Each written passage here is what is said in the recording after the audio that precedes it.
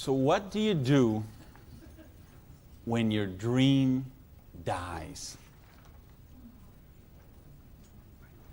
Do you sit down and cry? Do you give it up and let it die? Or do you give it one more try? Let me tell you the way it worked for me. I came to work one morning about 11 o'clock. There were two people sitting in a car waiting for me, and I got there. And see what had happened, let me tell you the preview to this. I had a restaurant, bought it with a partner of mine. We kind of bootstrapped the thing. Didn't really have enough money to start it like we should have. We tried to grow it as best we could, but we didn't pay the taxes, and we struggled by and borrowed from this account to that account and this account to that account. And eventually I bought him out, and I sent a letter to the IRS, who's the tax agency there in the States, and said, I'm the new owner here. We've had some problem with taxes. I want to make this right. Let's work out a payment plan. And I never heard anything for 3 months. So I sent a check in there. Here's a deposit, $1,000, good faith. Didn't hear anything for 3 months, so I sent another check, another letter. Never heard a thing for a couple of months until that morning. They're waiting on the car. You Mr. Gage? Yes. I'm Agent so-and-so. This is Agent so-and-so. We're here from the Internal Revenue Service. We have your letters here. We have your files here. And we notice you have $15,000 in back taxes. So we need that money. There's a 100% penalty because they were not filed. So that's $30,000. And then there's the late fees and the interest payment and the this and the that. And we need $37,000 today, or we're going to seize your restaurant. So I was like, I must have left my checkbook at home, right? And so I called my lawyer, I called my accountant, they all said the same thing. There's nothing you can do, Randy. You've got to work something out with these people. And I remember hiring a consultant who used to be an IRS agent, and she negotiated with him. She called me one day and she said, Randy, we're at the end of the road.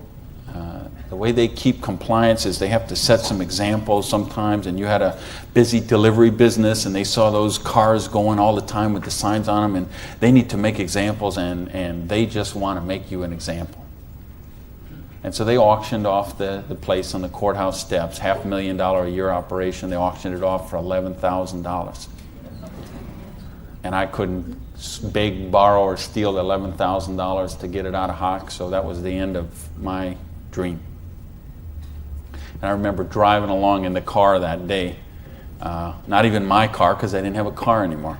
I remember driving along in my friend's car and crying in the car, thinking, I have to call my mother and tell her this. I have to tell my friends this. I mean, I was so ashamed. I was so humiliated. I didn't know what I could do. How was I going to tell people that I had lost my business?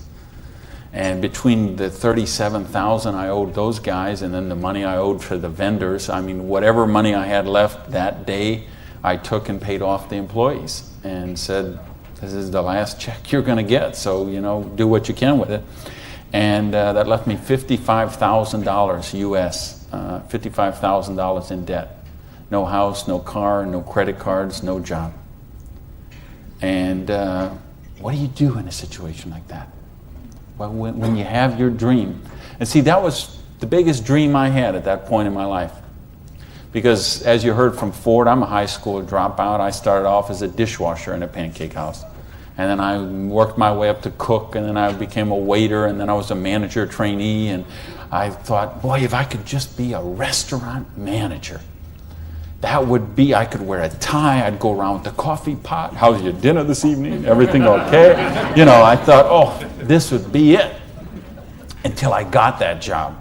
And then I realized I worked 60, 70, sometimes 80 hours a week for a fixed salary. And, and then I became like the problem store manager, and they sent me around to different cities whenever they had a store losing money. They would send me there, and it was my job there to go and be the turnaround guy. So I'd go in and work on the payroll, work on the food costs, the controllable expenses, make the thing profitable, and they'd send me somewhere else. I lived in 18 cities in 5 years. So think what kind of home life you have, what kind of friends. You don't have any friends. You don't, because people stop calling you. Because every time they call you, you're always working. And you never go to the movies, and you never go to dinner, and you never go anywhere, so they just stop calling you. And your work becomes your life. And I know we've got people in this room tonight and people watching on this film today who going through the same thing. We get out of balance. We get so busy chasing our income, we forget about living life. We forget about living our dreams. So anyway, that was my dream. I thought to run a restaurant until I got it. And then I said, well, this is crazy. I'm minimum wage here. When I divide all these hours I'm working with what I'm doing, I know what I got to do. I need to own my own restaurant.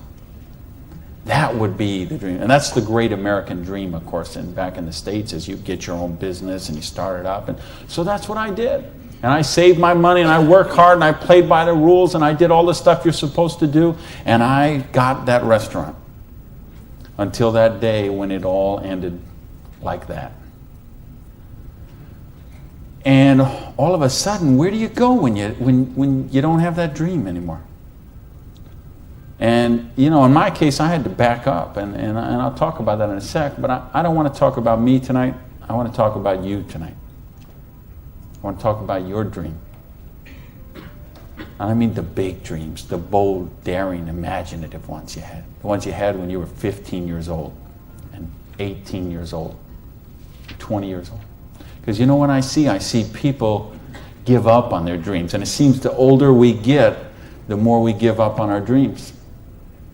And talk to any kid who's 15 years old, and they know they're going to have a great car when they grow up, and a great house, and a great job, and a wonderful spouse, and they're going to be rich, and they're going to be successful, and they're going to be an astronaut, or a football star, or a rock star, or whatever, right? There's no limits to what they can dream.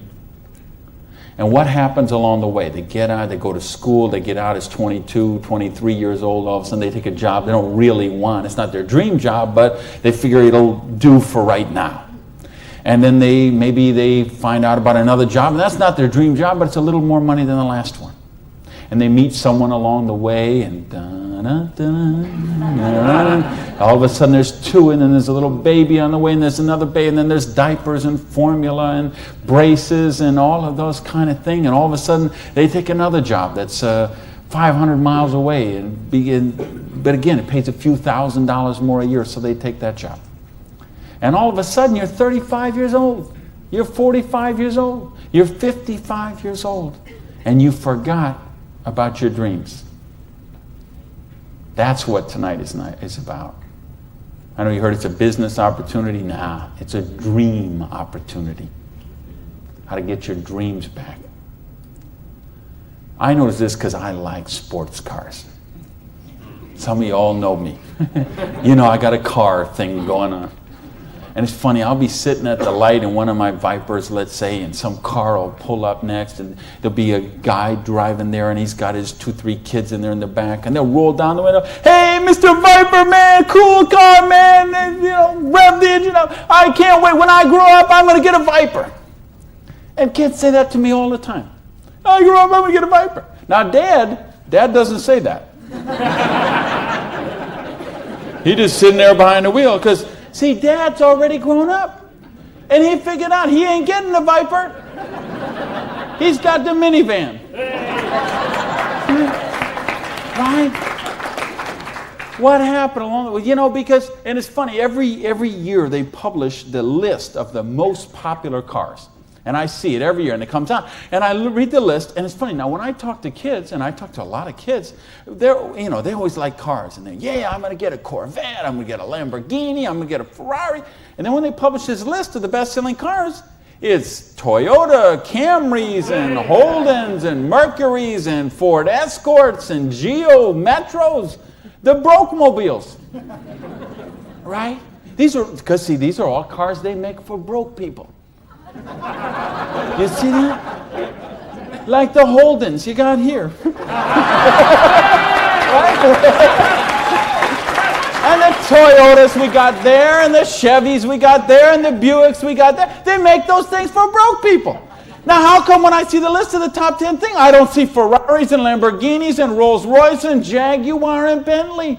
Because they gave up on their dreams. They said, well, this is the car we got. There's room for the car seat in the back, and we can afford the payments. And they settle for a car. And they settle for a house. And they settle for a job. And they settle for a life of quiet desperation, when they could be living a life of joy, challenge, growth, adventure, and prosperity. That's what tonight's about. I want you to think about, really, here's the challenge I would give you. I want you to think of 5 things you would do, have, or become if money was no object. I mean, really think about this, okay? You don't have to write it down. I just want you to think about it. But think about, if you had Bill Gates' kind of money, if you had Larry Ellison's kind of money, if you were one of these .com billionaires, would you be driving the car you're driving right now that you got here today in? How many people, tell the truth now, if money was no object, how many people would have a different car in the parking lot tonight?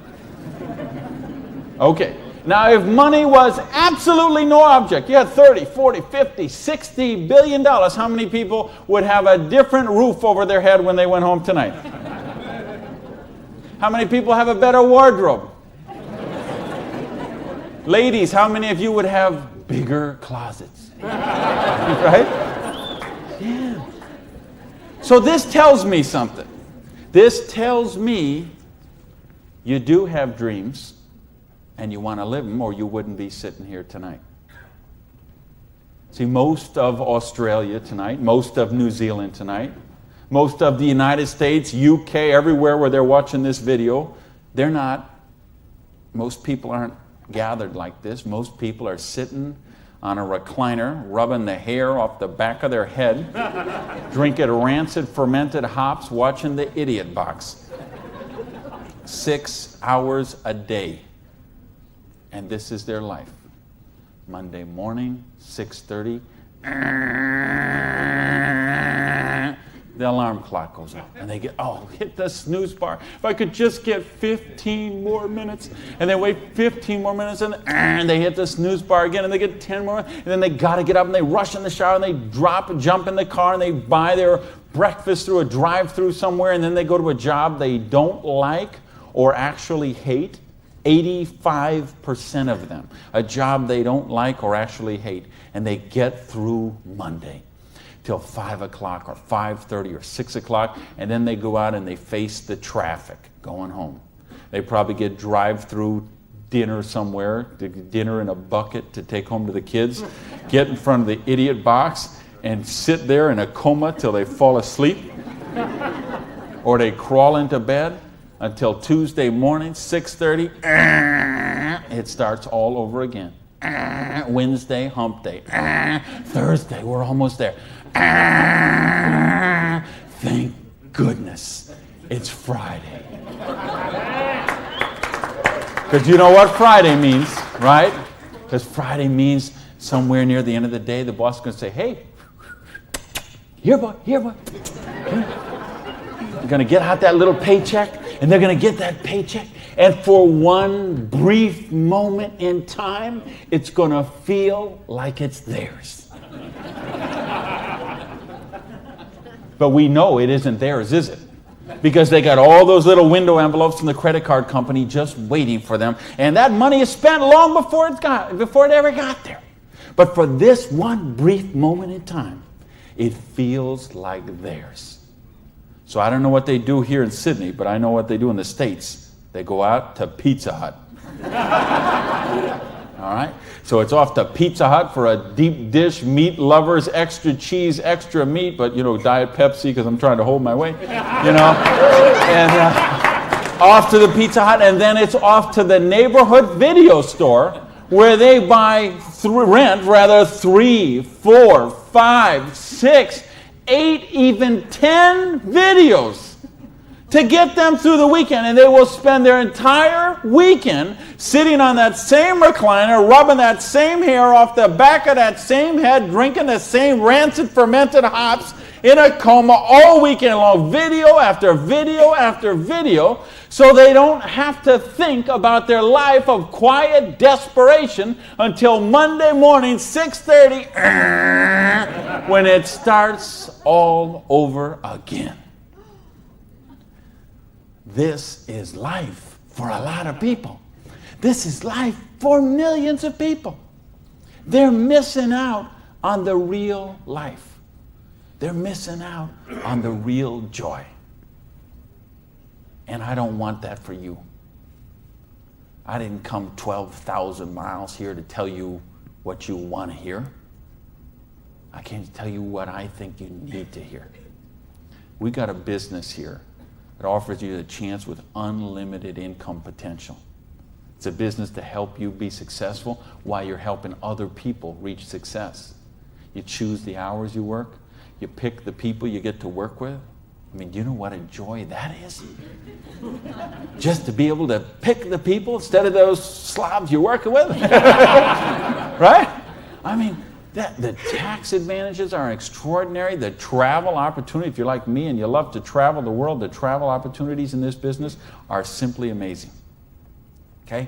So what's it take to do the business? Well, it doesn't take a lot of money. This is a very low startup cost business. It doesn't take a lot of time. This is a business you can start in 7 to 10 hours a week. And what I'm going to share with you tonight is a 2 to 4 year plan. So you say, is this a get-rich-quick scheme? Yes, as a matter of fact, it is. Okay? Because anything that can get you rich in 2 to 4 years is a get-rich-quick scheme as far as I'm concerned. Because what are most people doing? They're doing the 45-year plan, which is they get a job around 20 years old. They work for 45 years at that dead-end job they don't like or actually hate and retire around 65 years old and try to live their golden years on half of what they couldn't get by on when they worked. Do you get that? You know, your retirement's about half of what, you know, and I've been in all the country I've been in, I can't tell you how many different countries, and I've been in socialistic countries and free enterprise countries and everything in between, and I can tell you the retirement security, it's the same in all those places. Your golden years, if you're counting on the government to take care of you, if you're counting on pensions to take care of you, you're looking at living your golden years on 50% of what you can't get by on right now. So if your idea of your golden years is walking your poodle around the block, good luck to you. But if you think you're going to travel the world and go see your grandkids and live a wonderful life of leisure, you better take a very good look at what we've got to show you tonight. Because you've got to control your own destiny. You've got to control your own income. You've got to control your own retirement security. And that's one of the biggest benefits of this business. So it's a 2 to 4 year plan, takes 7 to 10 hours a week. It doesn't take a lot of money. So what does it take? It takes the dream. Because if you don't have the dream, you'll never find the 7 to 10 hours a week. I can guarantee you that. You're busy. We're all busy. You're working, you're picking up the dry cleaning, you're making dinner, you're taking the kids to football practice, you're paying the bills, you got to sleep, you got to eat, all this. You're using 24 hours of every day already. So what's got to give? You've got to find a dream, something that will take you to this frame of mind where you will change the way you live, you will change the daily actions you take, and you will change your mindset for a 2 to 4 year period. So that alarm clock will go off at 6:30 in the morning. You'll get up, you'll have your breakfast, you go to work, you'll work 8 or 9 hours at your job, you'll get out of the job, you'll run somewhere, grab a bite to eat, and go somewhere and work for another 3 hours in the evening. When you could be home watching TV, when you could be with your kids, when you could be with your family, when you could be watching a football game or something else. But you will make a sacrifice. You will say, I will find the 7 to 10 hours a week for 2 to 4 years to build my freedom, to build my security, to build my independence. And don't tell me, ladies, well, I can't do that because of my kids. Let me tell you what I say to that. Don't use your kids as an excuse not to do the business. Use your kids as the reason to do the business. So you can raise your own kids instead of paying someone else to raise them for you. You know, people drop their kids off at a daycare center at 7:30 in the morning and pick them up at 5 o'clock at night. Those poor kids couldn't pick their mother out of a police lineup.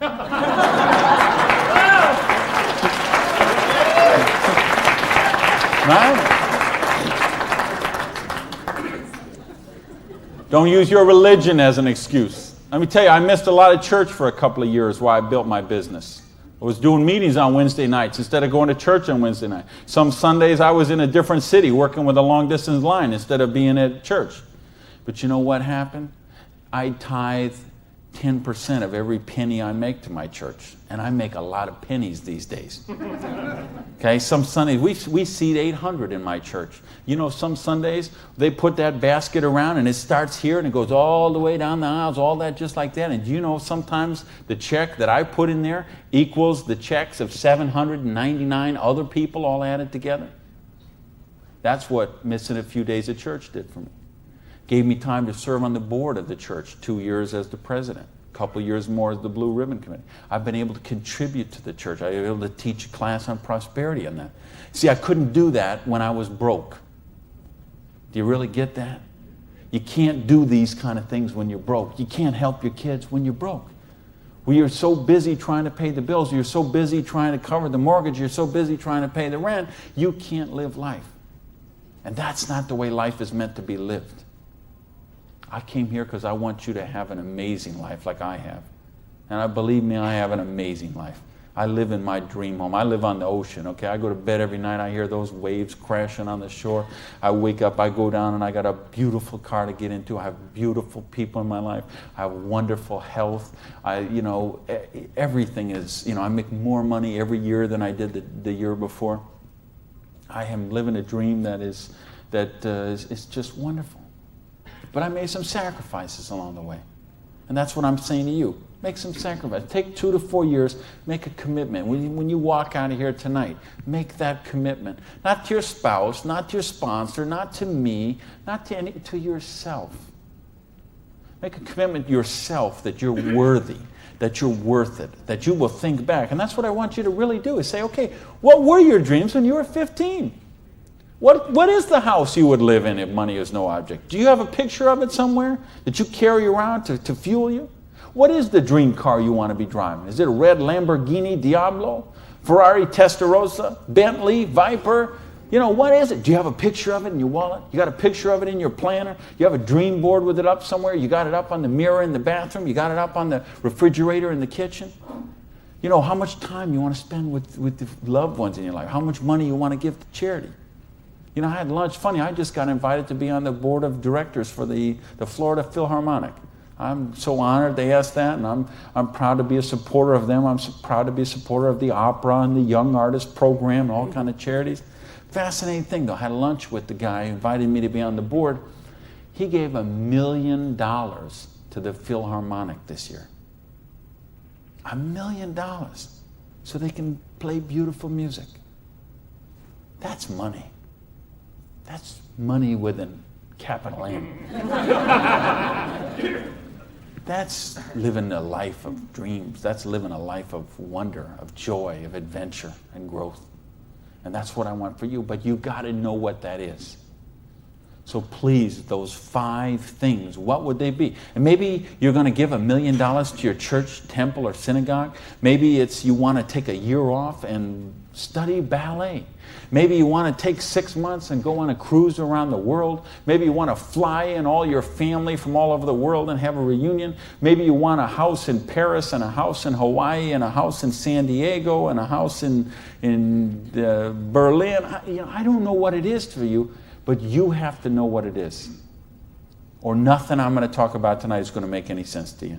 You'd be better sitting home watching Survivor, Big Brother, Fear Factor, whatever one of those shows. You could sit watching any one of those shows instead of be here tonight.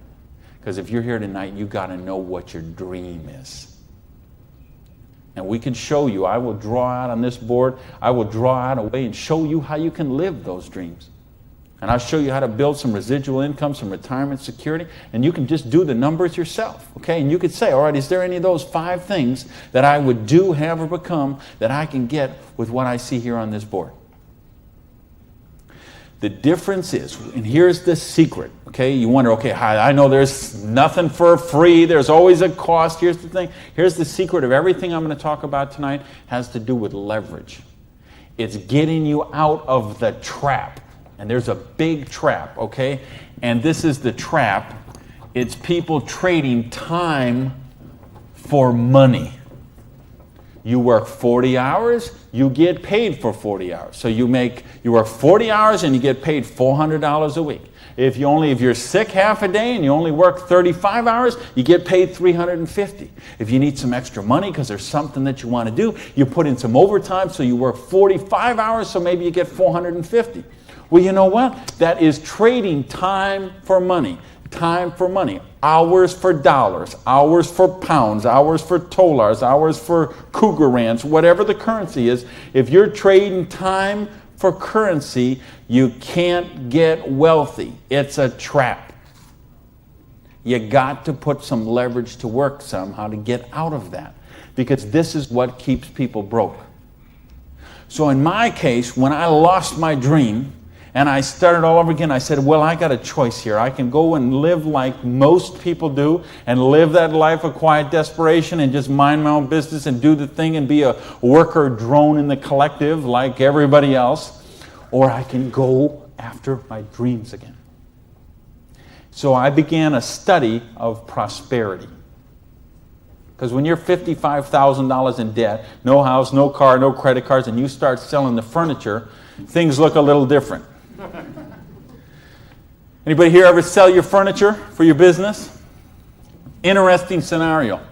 Here's what I found. The end tables, not a problem. Coffee table, no big deal. Kitchen table, hey, you can always eat in the sofa.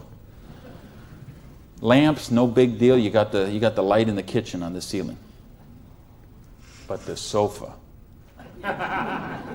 and the bed and the TV. How did I know you'd know that? The bed, the sofa, and the TV, they gotta be the last to go. Because see, I don't know if you got it here, but what we have in the States, we have infomercials on all night long. So once midnight hits, these infomercials start, and they're all about how to make money. So what do you do when you're $55,000 in debt and you're sleeping, with no furniture and whatever? You sit up all night and you watch infomercials. And then you sleep all day and you're so depressed, and you get up and you read the one ads and you think you don't have bus fare to go to the job interview, and you think how miserable your life is, and you eat macaroni and cheese 3 times a day, which is what I did for weeks and weeks and weeks. So I'd get up, sleep, mope around, eat my macaroni and cheese, and then midnight would start the infomercials. And I remember we had a Vietnamese guy named Tom Vu. I don't know if you ever saw that here, this infomercial. He had one of those courses on how to buy real estate, no money down. So one night, it's 3 a.m., I'm sitting on the sofa. Tom Vu comes on. He says, "You, sitting on the sofa! You, it's 3 a.m. Now I know he's really worried because it's 3 a.m. I'm sitting on the sofa. He said, "You sitting on the sofa at 3 a.m. Your wife's asleep. Your baby's asleep. You are a loser. Nobody cares about you. You are a loser. If you don't buy my program, you deserve to be broke."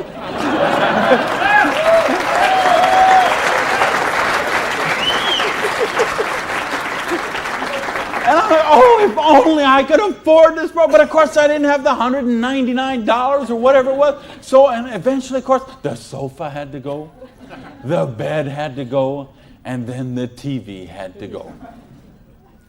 And then something else had to go. And that was my mindset. My victim, loser, woe is me, oh, the circumstances are against me. That mindset had to go.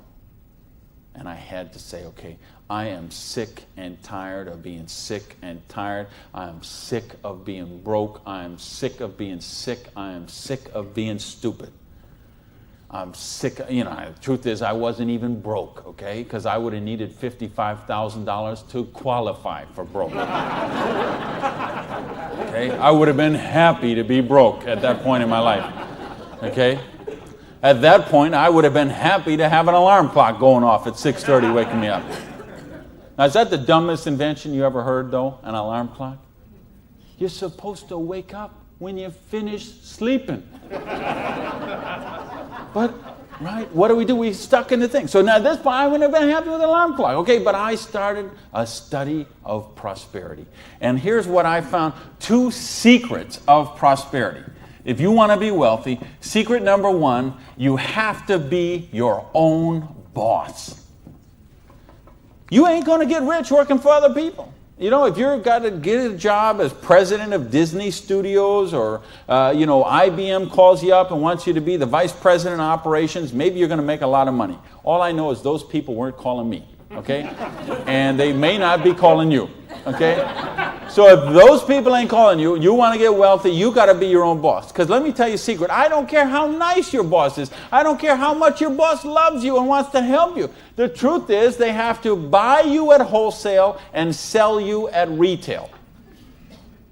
Otherwise, they don't make money and they don't stay in business. So the only way they make money off you is to buy you at wholesale and sell you at retail. So if you want to make money, you got to be able to get up in the morning, look in the mirror, and know that you're talking to the boss. And issue number 2, and this is the most important thing, which we mentioned, you've got to employ the concept of leverage. And this is something, J. Paul Getty, who was one of the wealthiest people the world ever known, he understood this. And he was quoted oftentimes, this is probably his most famous quote, when he said, I would rather have 1% of the efforts of 100 people than 100% of my own efforts. Because he understood the concept of leverage. And he became one of the wealthiest people the world has ever known. So tonight, I'm going to share with you how you can employ this same concept of leverage that the wealthiest people in the world do, and it'll allow you to get your share of that kind of wealth. And I'm happy to say, I'm one of the wealthiest people in the world. You know that?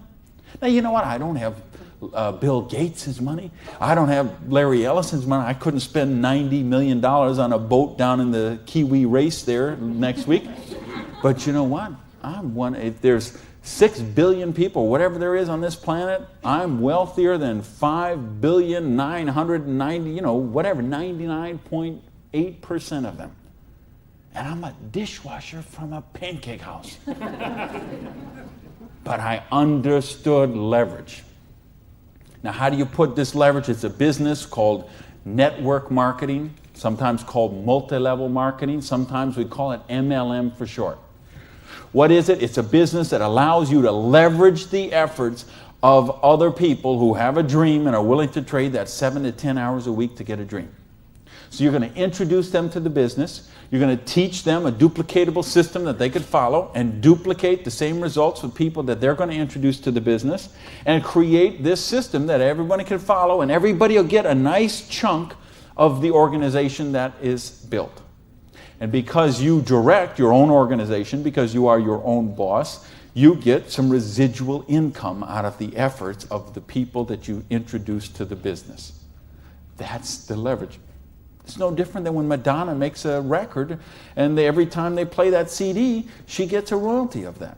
When Coppola does a movie and that movie plays, it gets a royalty of that. This is how the average person can get leverage. See, if you got money, leverage is not a problem. You can leverage your money. You can buy stocks, bonds, invest in companies, invest in real estate, all that kind of stuff. I couldn't do that. If you could buy a franchise. If I would have bought a restaurant franchise instead of opening my own restaurant, chances are I'd still be in the restaurant business. But you know what? I couldn't afford the franchise fee. I didn't have that kind of money. Ask someone about the stock market, they'll tell you, unless you got $25,000 you can afford to lose, don't even get in the stock market.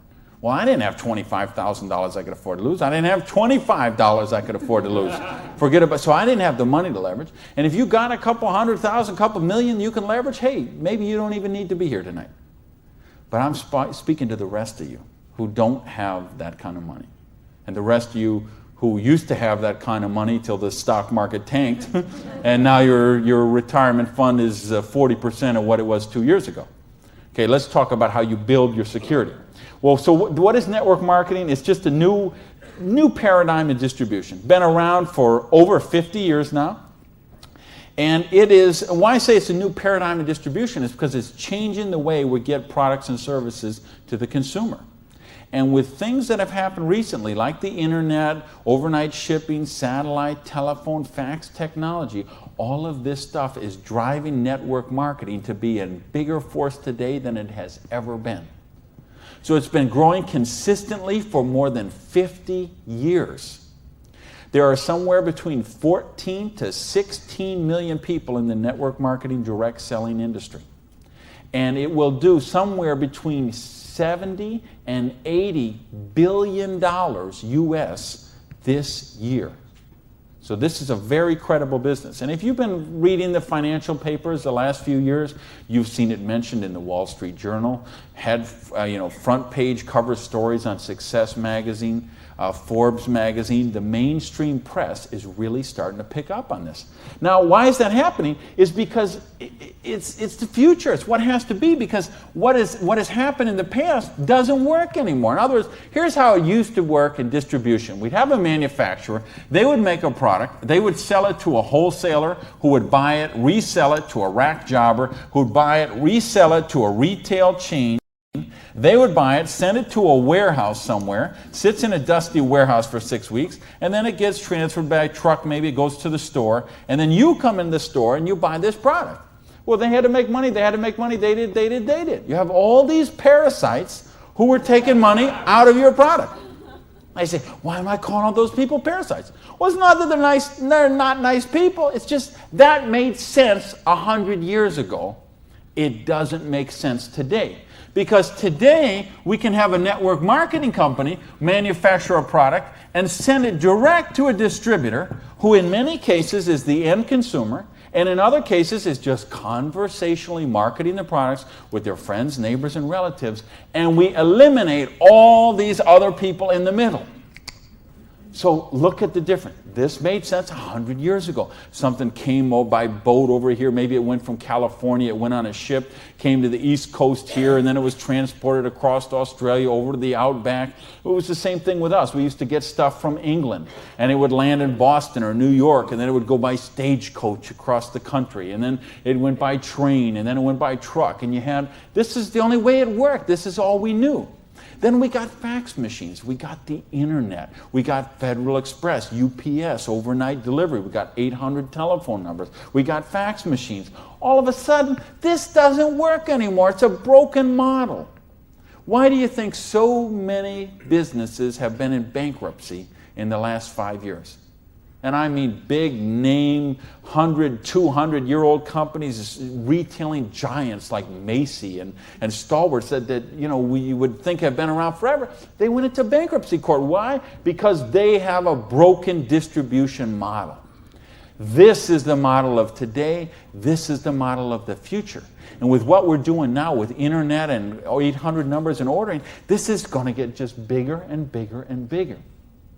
So what this does is this allows you an opportunity to participate on a new paradigm in distribution. I want you to think when fortunes were made. They're made in revolutions. The agricultural revolution made a bunch of rich landowners. The industrial revolution made a bunch of rich factory owners and business owners. If you think of Carnegie, the steel, the Amoco people, the Standard Oil people, the Henry Ford and the Chryslers, and think of all the old money today. It all came from the families we know today. It came from the Industrial Revolution. So now we have the distribution revolution. So what this means is that 50 years, 75 years from now, there's going to be a meeting at a hotel somewhere in Sydney, Australia, and they're going to say, think about the old money today, the Gage money, the Hawkins money, your money, and say that was made in the distribution revolution. Because they saw the power of the internet, overnight shipping, fax machines, 800 number, and how to put all this together into the new paradigm of distribution. This is what we're in right now. And I believe the next 2 years is going to be the biggest years of growth in the history of the industry. And you could be a part of it. Well, your income 40 years from now is going to be present on what you do for the next 2 years. Now notice, we have all this money that got wasted before. Where did it go? Well, there's two places it goes. Number one, it goes to product research and development. And I'm going to talk about that in just a little bit. And the other place it goes is right here to you, the distributor. The people who actually get involved with the business. All this money that you, because see, sometimes you could go to the store, you could buy a box of cereal for $3.50. The actual cereal, the cost of that cereal might be 40 cents, 35 cents. What is all the rest of that money? It's all this wasted layers of distribution. So see, that isn't necessary anymore. So that money gets freed up, and because you are a pioneer of the industry, because you are somebody with a vision and a dream, and you're willing to trade the 7 to 10 hours a week to get the dream, you are going to cash in about that.